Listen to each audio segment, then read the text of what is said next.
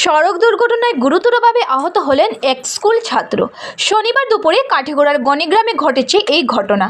প্রাপ্ত খবর মতে গণিগ্রাম হাই স্কুলের চতুর্থ শ্রেণীর ছাত্র আশরাফুল ইসলাম মজুমদার স্কুল থেকে বাড়ি ফেরার পথে একটা ডিআই ট্রাক তাকে ধাক্কা দিয়ে গুরুতরভাবে জখম করে দ্রুত গতিতে পালিয়ে যায়। স্থানীয়রা সঙ্গে সঙ্গে তাকে উদ্ধার করে 108 অ্যাম্বুলেন্স ডেকে শিলচর মেডিকেল কলেজ হাসপাতালে পাঠানোর ব্যবস্থা করেন। জানা গেছে, গাড়ির ধাক্কায় ছাত্রটির এক পা ভেঙে গেছে। দুর্ঘটনা সংঘটিত করে দ্রুত পালিয়ে যাওয়া গাড়িটির কোনো সন্ধান পাওয়া যায়নি। এভাবে গুরুত্বপূর্ণ খবর পেতে আমাদের চ্যানেলটি সাবস্ক্রাইব করতে ভুলবেন না।